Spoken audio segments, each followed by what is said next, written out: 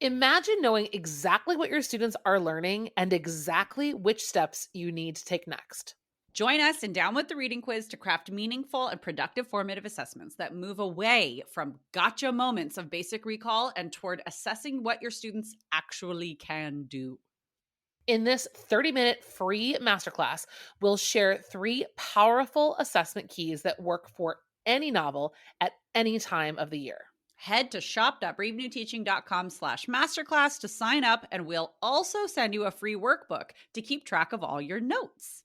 Once again, that's shop.bravenewteaching.com/masterclass to nail formative assessments forever. Well, hello and welcome back to Brave New Teaching, and welcome to another installment of Camp BNT. Hi, Amanda. Hello. I just kind of want to swing off of a rope onto the blob at this point. Oh my God, Blobby. 1, 2, 3, Blobby. As I'm saying that, I'm picturing the logistics of my actual body at this point of my adulthood doing that. And it's pretty entertaining, I must say. I mean, there was no recovering from that, I don't think. I feel like both of my shoulders would dislocate. I wouldn't even be able to swing on the rope. Like I would hurl my body and then forget to let go. And then my shoulders would just go pop, pop. Pop, pop. Yeah, pop, they'd pop. be done. Donezo. Yeah. Camp in the nerdy English teacher way that we've been doing it is much more my lane these days. Well, like swinging onto the blob is like putting on my linen gaucho pants throwback to 2004. Gaucho pants. Ugh. And, flopping onto the Adirondack chair in my backyard. There we go. Okay. I was like, I don't know how I'm going to rescue you from wherever this is going, but too late. We're there. Anyways, today, friends. It's summer camp. It's summer camp. And we are having a chit chat today about our latest author interview. Last week, episode 163, ? Yep, 163 was almost our 1-year anniversary from our first conversation with Dr. Deanna Smith, who, if you haven't heard that first episode, I highly suggest you add it to your queue at some point. But the first thing you need to do if you didn't hear episode 163 is go and listen to that, because you're going to get much more detail and you're just going to get more that will put into context what you're going to hear from us now. The end. Goodbye. Thank you for coming to our TED Talk. Goodbye. If you also are, if you're really being, if you're just listening to the podcast, cool, just listen. But if you're being really intentional about lining everything up, as we mentioned, we are in the midst of a very, very big monster summer series. And that's why we are calling this Camp BNT. It is really just a series of us taking a variety of different books. So we are doing fiction, we're doing professional development, and we're talking to authors and trying to uncover from various angles nuggets, takeaways, plans, dreams, thoughts, reflections, all about having a much more intentional approach to having a culturally responsive classroom, an equitable classroom. And we're trying to unearth conversations that are not necessarily front and center right now. Some of these conversations have been came up in the 2020 era, but we wanted to resurface. Some of the conversations have become a little bit more ancillary. We want to bring them more to the center. So we are trying to bring a lot of voices together in our summertime to get our brains percolating about the year ahead. And that's always what I'm thinking about my big picture curriculum stuff. So that's really the goal of what we're up to here. Yes. And so Amanda already mentioned, we've got a bunch of interviews coming at you. It is a monster of a series, and we are here for all of it. And the interviews, every interview, we talk to the author one week, and the following week we have an episode that's just the two of us doing a debrief and talking through strategies in the classroom and talking through curricular applications to what we talked about in the interview. And that works great. We do a unit makeover. If you've been through that free challenge of ours, that makes sense to you, right? Sort of conversation. It does not make so much sense for these PD books like it does for the novels and the fiction that we were looking at. And so instead, for the PD offerings that we have for you, we wanted to just really point to our biggest takeaways so that you can just dive into the work and like frame it that way. So we are talking today about we're debriefing our conversation with and then giving our biggest takeaways from our conversation with Dr. Deanna Smith about her book, Rooted in Joy, newly released. The day that this episode comes out, like the book was released earlier this week. So get on it, everyone. Yes. She's a friend of the podcast and we believe in her work. You may have come across her on Instagram already. This is such a wonderful, I don't know. I think having a book from her is something I've really been looking forward to, because as much as you can forward her brilliant reels or Instagram stories over to your admin or over to other people, it's kind of a whole nother experience to be able to hand them her book. Right? Yes. Well, and education is, I mean, you know, Amanda and I are in an in-between sort of generation where we are absolutely all about finding things online, finding reels, finding TikToks that are like legit bite-sized PD and growth and all of that. We are also book people. And so we're not quite the generation that is younger than us that is like, we can do everything through video. No, we can't. And we're not. Not exactly.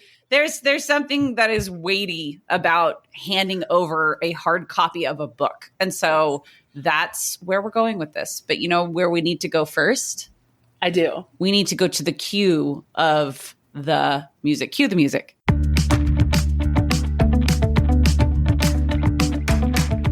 You're listening to Brave New Teaching, and we are so much more than a podcast. We give teachers the inspiration, support, and tools to challenge the status quo. I'm Amanda, and I'm a former English teacher from Illinois. And I'm Marie, and I'm a teacher from Southern California. Join us at bravenewteaching.com to find out more about our courses, festivals, and get every episode's show notes. We're so glad you're here. Enjoy the show.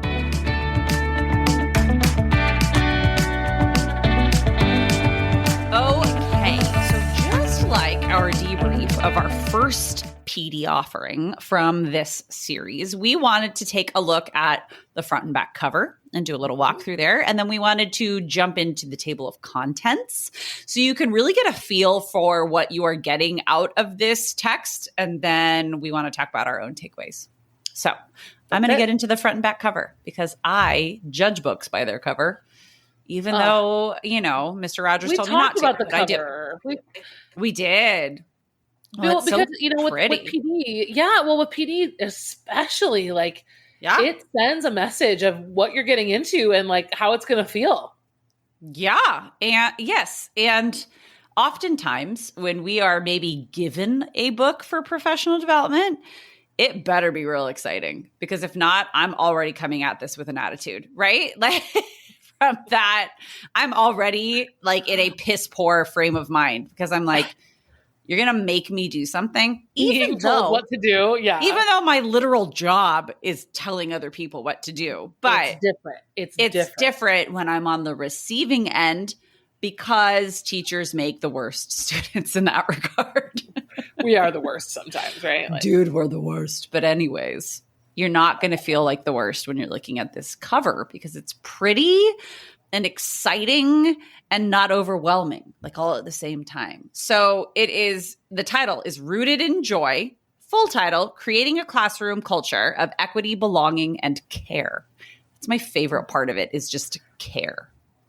And if you listen to the episode, we talk about this at length. The time it took Dr. Smith to really get what she wanted on the cover and get the title exactly how she wanted it to, because, you know, with equity work, it's perceived so differently across all swaths of education and people and personalities. And she was insistent that the cover be bright and reflective of the joy part of the title. So that's something that you can definitely look forward to with this book. This is not a slog. This is not like, there are some that I've read that are so like historical, so researched that it's like, oh my gosh, like, which is a lot. Yeah. And this is, I mean, rooted in, like, to quote the title, this work is rooted in research and history and context, social and historical context. And it's also about today's kids. Yes. Because today's kids give two shits about history, frankly, like for the most part. And I'm talking kids in preschool, early childhood education through secondary. Like they are who they are and they are where they are. And so these strategies meet them where they're at and where we're at. Okay, so the back says practical solutions for building your capacity as an ally in the classroom. She's got a couple of like shout out quotes from some great people. And then Rooted in Joy takes a positive, compassionate look at how we can create peaceful, inclusive classrooms where students can thrive through an intentional blend of theory, academic framework, like we were saying, narrative, and teacher-to-teacher advice. All educators, from those in the classroom for their first time to those with years of experience, can begin to intentionally create joyful classrooms. You'll walk away inspired, knowing that you have the power to combat structural racism and inequity one day at a time while effectively managing behavior and connecting with all students. Boom. There we go. So we talked in our intro to last week's episode, to our interview, we talked about her pedigree, basically, and like where she has come from and how she is so knowledgeable in exactly the work that she's talking about through her experience, professional lived experience, and then like her current work even. Yeah. And hearing it from her is also just, it's always so great because she's just fun to talk to. And you hear that absolutely shine through in the conversation with the three of us. And then as we like pushed forward and did an extended episode with Happy Hour, we even dug in a little bit more to just like the realness of being an educator in the classroom with other people's kids is such a wild thing. And I just love talking to her.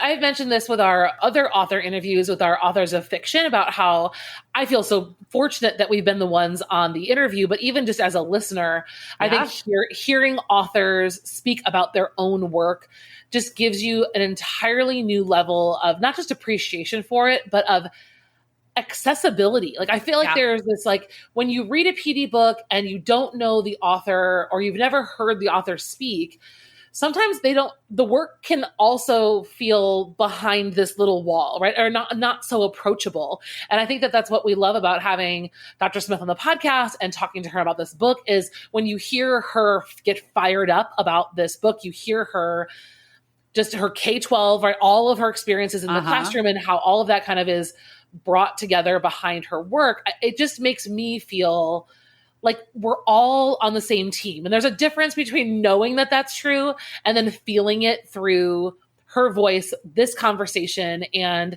moving forward together. It's something just, I don't know, it was really powerful for me to keep hearing that directly from the authentic voice of the authors that we've been speaking to. The transparency, right? Mm-hmm. Yeah. Well, so, okay, let's do a little table of contents walkthrough, shall we? So the book itself is in 5 sections. There's an introduction and then 5 sections and then a conclusion with references, glossary.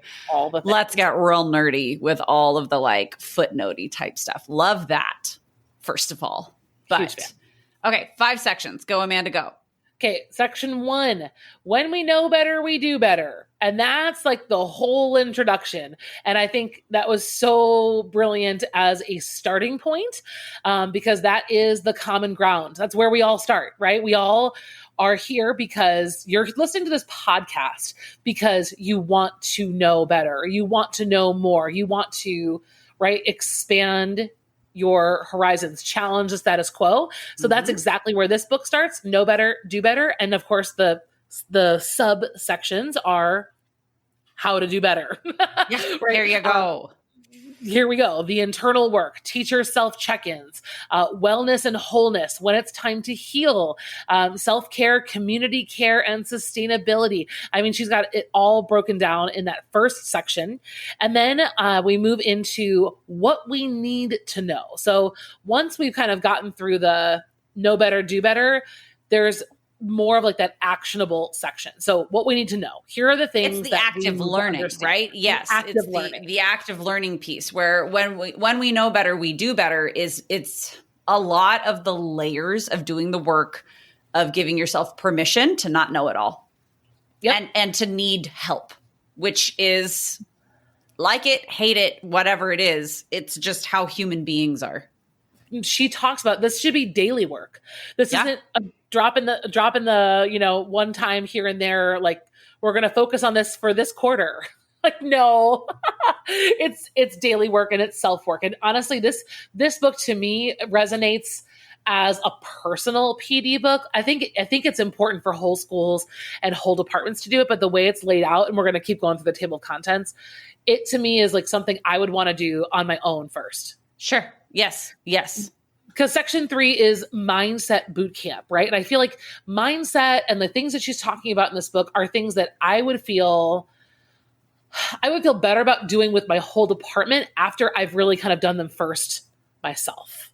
It's definitely an internal process before, and we are both external processors, right? Yes. Like we are definitely talk through it people, Yes. But it is definitely something that if you have somebody super, super trusted that you can talk through, it's still a very personal line of reflection and thought. So to Amanda's point, it's something that I think going through most of this book and strategy behind it. Well, the strategy starts to get in with like actual classroom application, like we talked about in the interview, but a lot of the reflection in the first parts of her book are best served internal first and then communal, right? Yeah.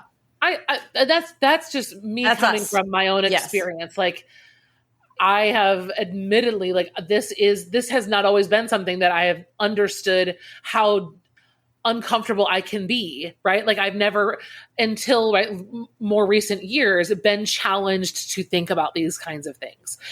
So for me, I feel like that's just my own personal preference. I would love to just do that first. And then, and then sections 4 and 5 get into, again, like the ecosystem of your classroom, building a healthy ecosystem. And that's another layer, right? I want the space to also think about my room as it exists with me in it before I can think about everybody else's. But ultimately, like the success of all of this depends on everyone really working together. But so she's got building the healthy ecosystem of your classroom and then maintaining that ecosystem. So those are the 5 sections. They're, of course, coming from this incredible author who we love and adore. So you've got to really think about what you need right now.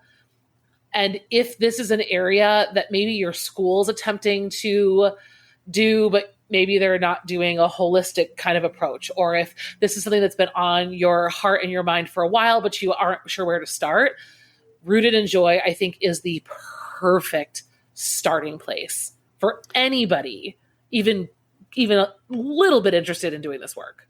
Yes, absolutely. Well, and frankly, if you're not interested in doing this work, you should probably see your way out of education. Correct. Not probably. You should see your way out of education if you are uninterested in doing this work, because it's kids, it's people, it's communities, it's where we are and it's where we have been. And now that we collectively, this conversation has been ongoing, but it's getting bigger and it's gaining more steam. And when you're talking about equity, inclusion, belonging, joy, care, all of these things that Deanna is teaching us how to navigate, you either do it or you get out. Frankly, that's where I'm at. Well, it's okay. So if we were to transition into the takeaways, I think that's exactly to your point. The curriculum work and books is not separate from this. Correct. These things must coexist. The work of our curriculums, that was a huge, not a new takeaway for me, but a reminder and another, like a confirmation that I'm glad that we organized this series the way that we did. It was tempting to just do like a bunch of books. And like Marie and I, we love just talking about books, but it's important to come back to this other side of it, not even the other side, the core, the root of it. Well, to the rest of it, to like pan left, right? As I like to say. So if we only keep the content in the frame of the movie, we are missing the greater directorial choices that we can be making, right? Or like the greater context. If we have the what and some of the curriculum and instructional strategy, we're missing the greater how of reaching students and the why. And yes. And we talked about this with our debrief when we talked with Jo Krona and her work with Indigenous pedagogies. And I think I said it's the zoom in, zoom out situation, right? Like this is the zoom. We have to be, teachers are incredible because we have to be doing all of this simultaneously. We're zooming in, we're zooming out, we're doing the big picture and the day-to-day all at the same time in one brain, and also trying to be people with lives and families and all of the things. And I think that, Marie and I wouldn't bring you something that would swallow you whole. This is something that is approachable, right? And her work is something that you can handle. Well, and I can hear myself like potentially as a listener saying, you guys say that you love everything. You say you're excited about everything. It's because we carefully curate what we bring you. We're not going to bring you stuff that we don't like. We're not going to bring you stuff that we don't believe in. We're only going to bring you people who we have already vetted to a certain extent, right? Like it's not that we are rehearsing things and it's not that things are articulate or like pre-articulated. It's simply that it's curated, this content. Brave New Teaching is, we are, to quote our own moniker, it's for teachers and educators who are challenging the status quo. And that is the only thing that we are interested in talking about, frankly. And so, we're going to keep bringing you things we're excited about. We're going to keep bringing you people who we believe in and who we trust. That doesn't mean that we're like blindly following anybody, right? Which is why we interview them, which is why we ask them questions and we dig deep into their background and their knowledge and skill sets, because I'm still in the classroom full time. Amanda is working with teachers every day who are in the classroom full time and then some. We're with you in this. This is very much an us and not a you guys moment. Yes. I'm going to hop down off my soapbox. Excuse me. Wait, it's good. I just want to make sure that we have a couple of other, good takeaways, because I know that for me, once the school year starts, I have very little capacity to concentrate on any PD book, no matter how important the work is, no matter how much I believe in the work. That always intimidates me. And I think that one of my other takeaways from Deanna's book and from our conversation with her is that we can also kind of like pick and choose where we are implementing these practices. So like if you're not ready to like fully dive into the curricular level, it just kind of needs to evolve more slowly over time for you. I mean, I think one of my favorite parts of this book is looking at your classroom. I'm putting in air quotes, classroom management set of beliefs, and the way that you approach building community. So if you haven't heard our first interview with her, she really gets into that topic specifically, which is 2 of the chapters of her book. Because that's beginning of the year stuff, right? Like that mindset of thinking about your classroom as an ecosystem, looking at your classroom community as something that you can check the health of.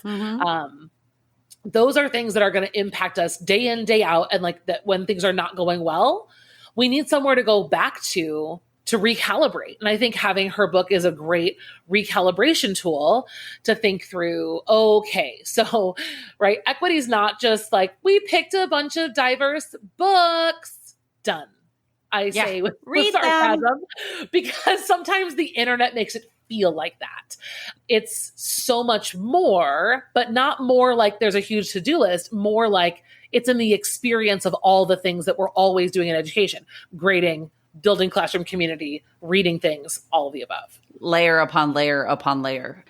In addition to what we've already talked about, I will say and I talked about this, I think, with our Jo Krona debrief as well. I really like the structure of this text. I like that so I'm a footnote girl. I like to know, I don't want to look at the end for a bibliography of where things came from or where I can find more information. I want to know right there on the page. Okay, I see this. Yep. Here's a little symbol. I can look down at the bottom and there we are. And in this text, it's not quite footnotes, but it's little asides that are in boxes. Like she'll get writing. Let's see, what's the subtitle of this one? Oh, intent versus impact. This is in the first section of the book. This is, yes. What is that one? When we know better, we do better. Intent versus impact.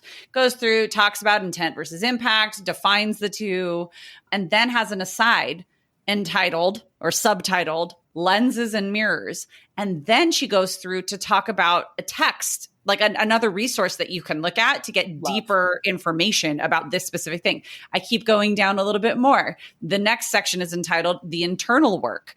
And then there's at the bottom of a section called The Internal Work is a box entitled Project Implicit. And she's talking about the implicit association tests. And there's a place to go to use these tools and resources that have very much informed the way that this book is written and the way that everything's compiled. So I like, academic in me enjoys these, and they're small chunk sections that then you can go, oh, I need to know more about that, or no, I can keep going.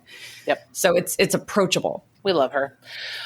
Oh my gosh, this is an amazing book. I hope that you guys go pick it up and leave her a review on Amazon. We know that, she's one of us, and supporting an author who's kind of come up through the Instagram world and come up through, her own, like, doing the work in the classroom, doing the work, in the community. I think supporting her work is just such a wonderful thing we can do. So I'm all in. Absolutely. Friends, make sure that you head to the show notes for a link to where you can order Rooted in Joy by Dr. Deanna Smith. And make sure that you are joining us in the greater conversation of Camp BNT to find out more about all of the things. Head to the show notes, head to bravenewteaching.com/camp. We want to hear your thoughts. We want to hear your ideas. And next week, we are back at you with a whole nother interview. And if I've got my timing correct, it's going to be our last interview of camp. Am I reading a linear calendar correctly? Question mark. I am, friends. Episode 165 is going to be a big one. So I'm going to leave you with that. Oh my gosh. I'm still like kind of, I know. A little struck. I can't believe, first of all, I can't believe that camp is almost over. Secondly, by the time that episode 165 comes out, it'll be my second day of school. So that's gross. That's what is time? That's disgusting. I'm going to go deal with that nausea. All right. I think you need some of those. I need a lot, but what do you think I need? I think so. I am back on because I got off for a while, but I'm back on. Peach gummy rings. I love them. You love those so much. They make me feel better, and then they don't make me feel better. Well, no, because they're gummies. Yeah. Then I feel real gross. But in the moment, man, tell you what, that bliss is worth it, isn't it? A good peach gummy might just do the trick.